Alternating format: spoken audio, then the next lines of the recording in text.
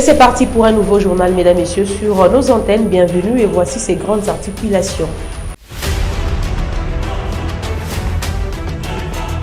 Au sommaire, la République démocratique du Congo a été désignée pour représenter l'Afrique en 2024 au Conseil de sécurité des Nations Unies en remplacement du Gabon. C'était lors de la 36e session ordinaire de l'Union africaine tenue dernièrement à Addis Abeba, capitale éthiopienne. Et puis dans une mise au point sur la situation sécuritaire à l'est de la RDC, le général-major Chiko Chitambwe suggère renforcer les relations au niveau régional avec la SADC pour faire face à l'agression des terroristes du M23. C'est tout pour les titres.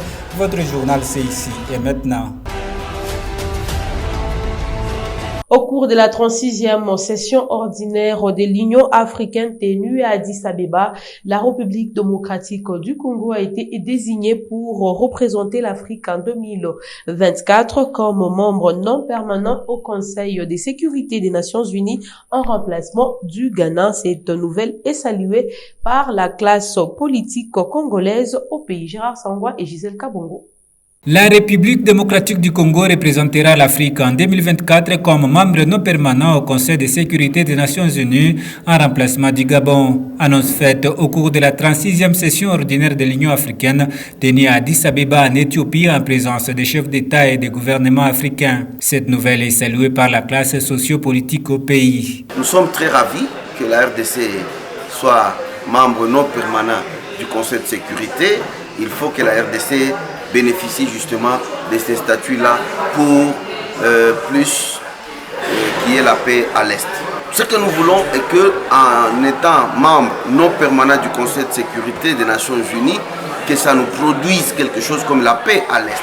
La RDC doit en profiter en siégeant pour, pourquoi pas, présenter les avantages. C'est aussi une marque de reconnaissance sur le plan international. Ça donne quand même, entre guillemets, un prestige, s'il faut le dire ainsi, sur le plan international. Donc bref, c'est une considération qui est reconnue aussi à la RDC. Est-ce que cela va impacter sur particulièrement la paix et la sécurité à ce qui me concerne? Je ne pense pas. C'est juste un membre, mais ce qu'il faut dire, c'est que si ça pouvait influencer sur le plan sécurité dans notre pays, ce serait une très bonne chose, mais bon, je dirais tout simplement que c'est une façon de reconnaître sur le plan diplomatique le poids aussi entre guillemets de la RDC. C'est une bonne nouvelle pour la République démocratique du Congo et cela démontre à quel niveau le chef de l'État, Félix Antoine Tshisekedi Tshilombo, est très préoccupé pour l'avenir de son pays. Alors, lorsque nous avons un poste non permanent au niveau des conseils de sécurité, cela montre déjà la confiance que la communauté internationale accorde à notre pays et la voix de la République démocratique du Congo sera davantage entendue. C'est une occasion aussi de vendre l'image de notre pays. Notons que le président Félix Tshisekedi avait officiellement annoncé le 29 mai 2021 la candidature de la RDC comme membre non permanent du Conseil de sécurité des Nations Unies pour la période de 2022 à 2023 devant les diplomates du Congo au fin de l'obtention de l'un des trois sièges disponibles pour le pays du groupe des États d'Afrique.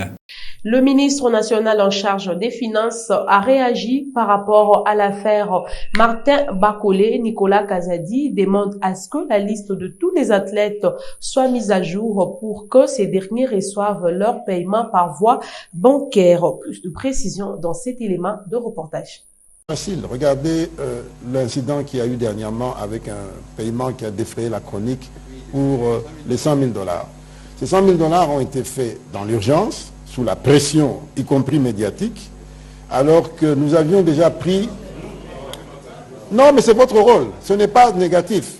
Votre rôle est aussi de... Médiatique, ça ne veut pas dire vous les journalistes, mais dans les réseaux sociaux, du moins. Ce sont des médias. Eh bien, lorsque nous avions déjà pris la décision de ne plus payer nos athlètes en cash. Mais lorsqu'une demande vient avec autant de pression, elle est passée par le ministère du Budget, qui nous a demandé de le faire. Et nous l'avons fait. Alors que nous-mêmes, le même ministère avait déjà demandé qu'on le fasse désormais par voie bancaire. C'est des choses qui peuvent arriver. Et il faut que, et d'ailleurs j'en profite pour demander à tout le secteur sportif de mettre à jour autant que possible la liste de ses affiliés, c'est-à-dire des sportifs, de manière à ce que chaque fois que des paiements viendront, qu'ils puissent les recevoir par voie bancaire. Donc c'est un effort collectif, c'est dans cet esprit que nous avons fait ce communiqué au gouvernement. Ce n'est pas une question d'aveu, nous n'avons rien à avouer ou à cacher. Nous sommes un des pays en Afrique qui est le plus transparent en matière budgétaire. Toutes les observations électorales, les observations économiques le reconnaissent. Et donc nous continuons dans cette transparence. Si c'est une faiblesse, c'est dommage. Je pense que c'est plutôt une... Nous sommes dans une phase où nous devons renforcer nos relations au niveau régional avec la SADC. La guerre contre le Rwanda, nous allons la gagner. Tels sont les propos du général-major Chiko Chitambwe, sous-chef d'état-major général chargé des opérations des FARDC. Suivez. Avec les efforts du commandant suprême, ces efforts qui ont conduit à ce que les sanctions auxquelles nous étions victimes injustement avaient été levées, nous sommes dans une phase où nous devons essayer de renforcer nos relations au niveau régional avec la SADC et au niveau bilatéral aussi avec quelques pays de la région pour essayer de voir comment nous ouvrir aussi à d'autres horizons, faisant appel à nos différents partenaires dans la région. C'est pourquoi j'étais parti voir nos partenaires et on a eu de bons contacts, ça va produire des fruits d'ici là. N'oubliez pas aussi que cette organisation nous avait beaucoup aidé à l'époque où nous avions connu la première guerre d'agression dans les années 1999-2000 je pense. Et nous gardons de très bons souvenirs avec nos partenaires de la SADC et aussi nous portent à cœur et nous allons voir dans quelle mesure faire un bon progrès sur le plan de défense. Cette guerre nous a pris au moment où nous étions concentrés dans les opérations contre les EDF et les autres opérations dans l'Ituri et dans la partie sud. Les forces armées sont en train de faire leur travail. La guerre contre les Rwandais, nous allons l'emporter. Tous ces territoires conquis par ce dernier seront repris sans aucune forme de négociation. Ça fait presque 25 ans que notre population dans la partie est souffre beaucoup. Du massacre de Makobola jusqu'à Kishiche, tout est documenté. Le massacre de l'Est porte un nom et une adresse. Et tôt ou tard, les responsables vont payer. Lisa Nembalemba, ministre provinciale de la Santé de la ville-province de Kinshasa, s'est acquittée de son devoir civique en se faisant enrôler dans la circonscription de la Funa à Selembao. Plus de précision dans cet élément. Les opérations d'enrôlement et d'identification des électeurs se poursuivent dans la ville-province de Kinshasa. La ministre provinciale de la Santé publique élue de Selembao s'est fait enrôler, question de s'acquitter de son devoir civique. Elle était accompagnée de plusieurs milliers de membres de sa fondation. Je suis venue pour remplir un devoir civique, je suis venue me faire enrôler et j'ai vraiment apprécié la présence des membres de ma fondation qui sont venus m'accompagner. Merci du fond du cœur. Ça va nous permettre de pouvoir faire un choix en temps opportun au moment des élections et ça nous permet en tant que Congolais de remplir un devoir civique et de donner un second mandat au chef de l'État, Fachi Beton. Signalons que ces opérations ont été prolongées par la Commission électorale nationale indépendante, question de permettre à chaque population d'obtenir sa carte d'électeur. Le chargé des missions du chef de l'État, Félix-Antoine Tshisekedi Tshilombo, dans l'espace Grand Katanga, l'honorable Michel Kabwe-Mwamba est allé se rendre compte de ce qui bloque l'acheminement des matériels de construction du barrage de la chute des Katende. Plus de précision dans ce reportage de Moivre Patient Toumba et Eric Lutumba.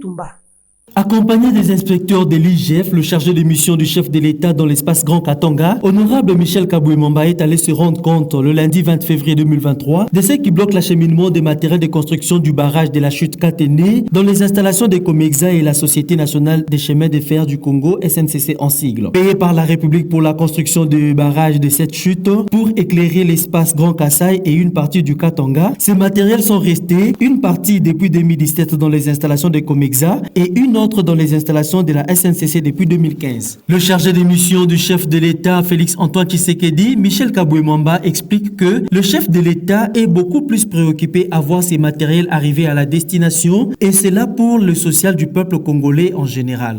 Nous sommes venus à Lubumbashi avec une grande équipe de l'IGF pour venir palper de doigts les matériaux qui sont destinés à la construction du barrage Grand barrage Katende dans l'espace Grand Kassai. en tant que chargé de mission du chef de l'État dans le Grand Katanga et que les matériaux se trouvent dans mon espace, il fallait nécessairement donc les accompagner. On a commencé par Comexas. Vous savez vous-même, on a trouvé donc des matériaux qui ont été entreposés depuis 2017 jusqu'au jour d'aujourd'hui, qui n'ont jamais été acheminés au lieu donc des constructions du barrage. Heureusement, nous avons pris l'option de venir directement donc voir le DG de la SNCC pour parler avec lui par rapport à l'acheminement donc de ces cargaisons des matériaux qui se trouvent donc au niveau des Comex Africa. Il nous a parlé aussi donc de quelques conteneurs aussi au niveau de la SNCC ici au terminal. Nous avons fait de ça. On a voulu vraiment venir aussi nous rendre compte de ça. Vous savez vous-même combien le chef de l'État est préoccupé par les sociales de notre peuple et combien il est préoccupé par la construction du site Katende. Vous savez, avec ce site, nous pouvons facilement donc alimenter le Grand Kasaï et alimenter aussi une grande partie aussi du nord du Katanga. Voilà le pourquoi vous nous avez vu ici pour un peu booster et avoir palper donc des doigts les réalités et faire rapport à qui des droits.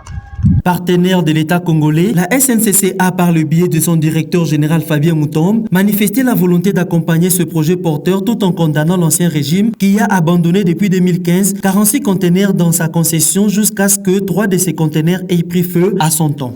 Le projet Katende, c'est un projet porteur. Un projet porteur qui va booster le développement de l'espace Grand Kasaï, au-delà de ça, de la République démocratique du Congo. La SNCC, nous l'avons toujours dit, elle est prête. Pour faire bouger, on vous a dit, nous avons 46 wagons ici et 46 conteneurs. Il faudrait que celui qui est venu déposer ces conteneurs nous donne le go. On n'a jamais reçu le go. Ça, c'est le premier point. Le deuxième point, ce que nous venons de voir ici, c'est près de la moitié de ce que nous avons fait bouger. Donc, dans le camp de la SNCC, il y a, je l'ai dit, j'insiste, à haute et intelligible voix, que la SNCC n'a pas de problème. Il faut se le dire que ces projets datent de 2012. Donc, tout ce que vous voyez ici, c'est depuis 2015 que nous les avons dans cet état. Moi, je vais dire que le pouvoir qui nous a précédés, il y a eu un brin de négligence, un brin d'irresponsabilité.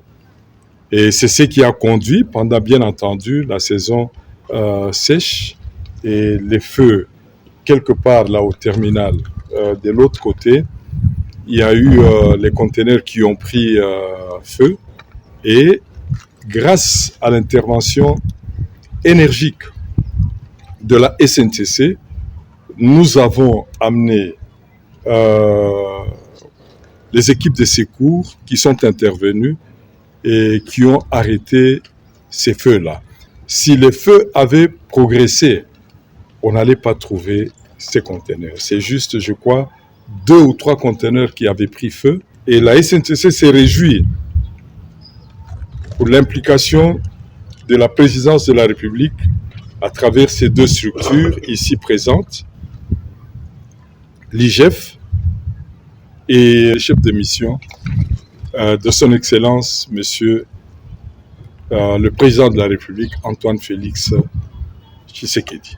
En sa qualité du chargé de mission du chef de l'État dans l'espace Katanga, Michel Kaboué-Mamba est plus que déterminé à voir ses engins partir au Kasaï, et c'est là dans l'intérêt du peuple congolais, comme l'a toujours voulu le président de la République, Félix Antoine Tshisekedi Tshilombo. Entouré de plusieurs Lolabé en liesse, entonnant ainsi des chants de joie et d'encouragement, Josué Mouyumba, coordonnateur de la cellule de communication du gouvernement provincial du Lolaba, s'est enrôlé au centre d'enrôlement situé à l'école Sifa, au quartier Kasulo, le lundi 20 février 2023. Regardez.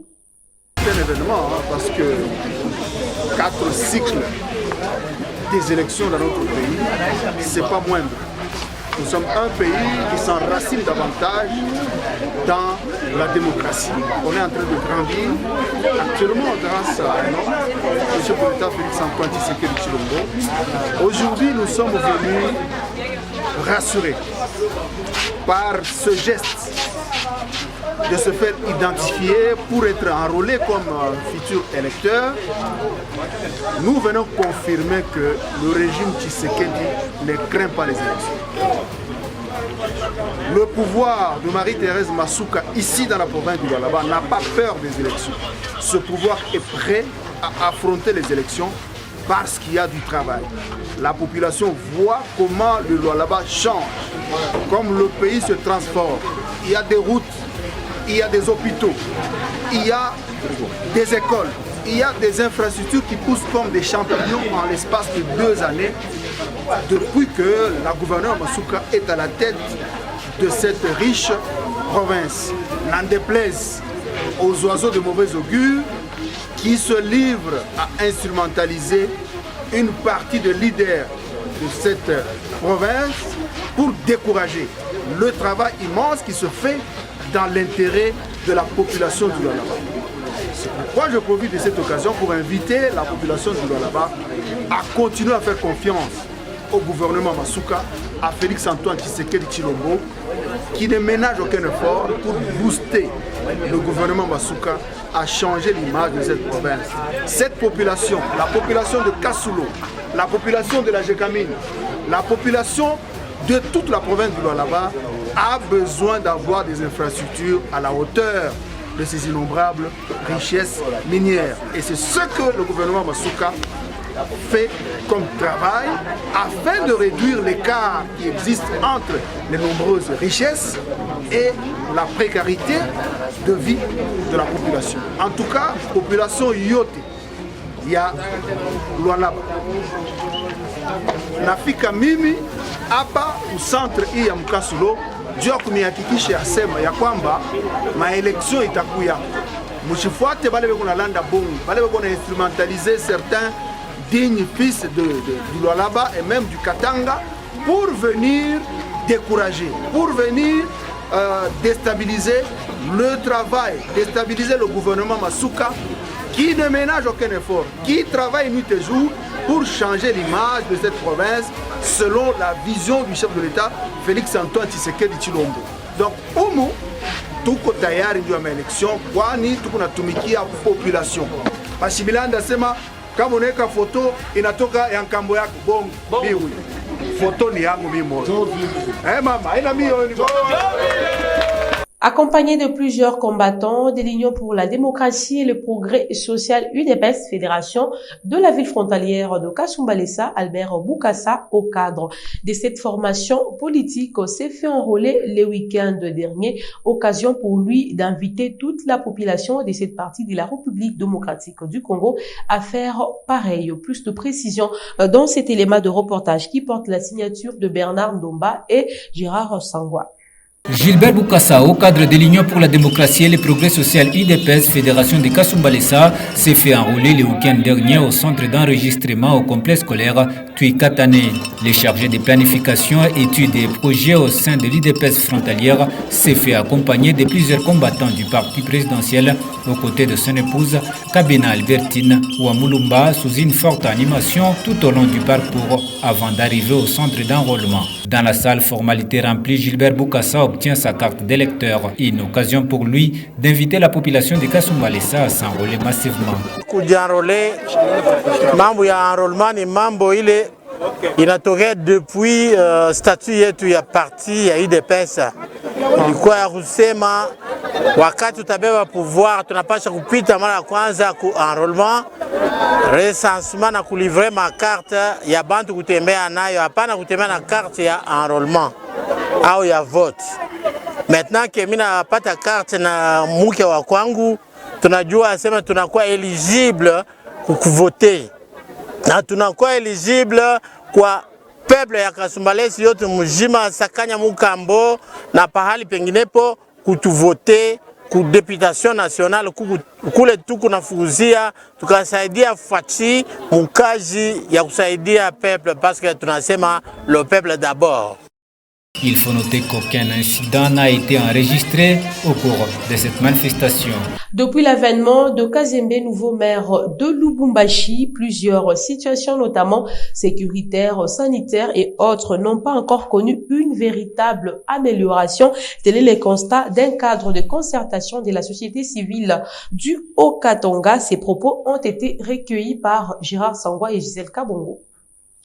Jusqu'à ce jour, il n'y a que des consultations qui sont en train de se faire parce qu'il y avait des réunions, il y a des visites qu'il est en train de faire.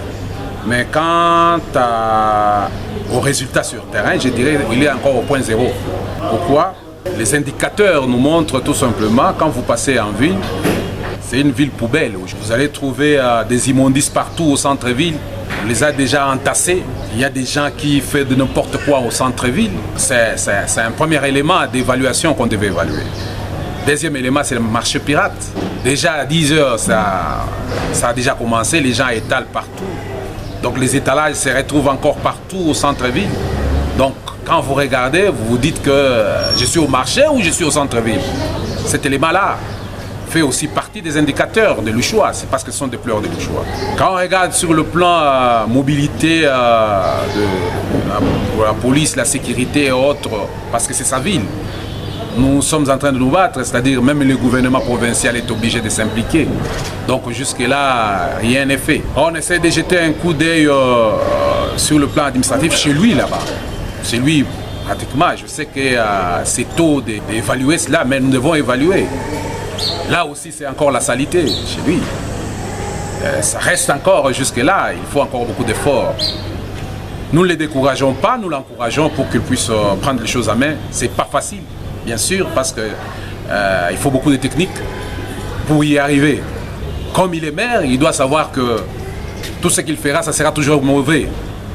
Dès qu'il cherche à mettre la loi ou le règlement dans la ville, il aura tout le monde sur le dos, sans oublier nos amis motards.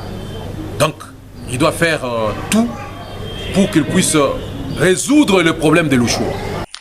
L'éducation multilingue, une nécessité pour transformer cette dernière. Voilà le thème de la commémoration de la Journée internationale de la langue maternelle célébrée ce mardi 21 février 2023 avec comme objectif reconnaître l'impact positif des langues et du multilinguisme sur l'inclusion et l'accent mis par les objectifs de développement durable sur le fait de ne pas laisser personne de côté. Gisèle Kabongo pour ce commentaire.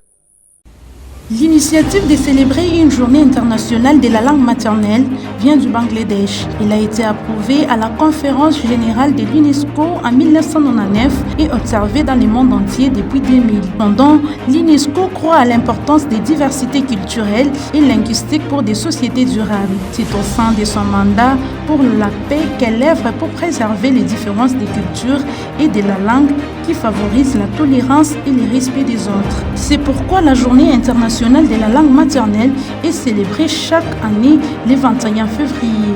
En outre, l'UNESCO réaffirme son engagement en faveur de la diversité linguistique et invite ses États membres à célébrer la journée dans autant de langues que possible afin de rappeler que la diversité linguistique et le multilinguisme sont essentiels pour le développement durable. Pour ce faire, la diversité linguistique est de plus en plus menacée à mesure que des langues disparaissent. C'est pourquoi 40% d'habitants dans la planète n'ont pas accès à un enseignement dans une langue qu'ils parlent ou qu'ils comprennent.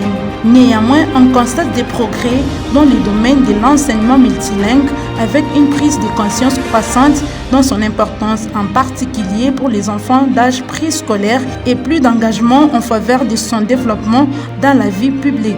Pour l'édition 2023, la Journée internationale de la langue maternelle est célébrée sous le thème « L'éducation multilingue, une nécessité pour transformer l'éducation ». La Fédération congolaise de football FECOFA a annulé lundi 20 février 2023 son choix porté sur les stades Japona au Cameroun pour abriter le match de la République démocratique du Congo contre la Mauritanie. Cette décision est accueillie favorablement par les analystes sportifs congolais. Plus de précisions avec Paulin Baya. Décriée par plusieurs, la Fédération congolaise de football association FECOFA revient sur le choix porté au stade Yapoma du Cameroun afin de recevoir le match des Léopards de la RDC face à la Mauritanie dans le cadre de la 3e journée des éliminatoires de la CAN 2023. Décision saluée par plus d'un sportif congolais. C'est une grande déception pour nous les sportifs congolais avisés, parce qu'on ne pouvait pas arriver aujourd'hui à choisir un stade au Cameroun que les Léopards aillent y prester. C'est vraiment inconcevable pour un pays comme la RDC. Vous vous imaginez, nous prenons le stade des Martyrs. C'est un stade qui a été réfectionné plusieurs fois, mais dans une logique normale. Est-ce que nous sommes censés toujours réfectionner le stade des Martyrs? Non. L'État a tellement de moyens colossaux.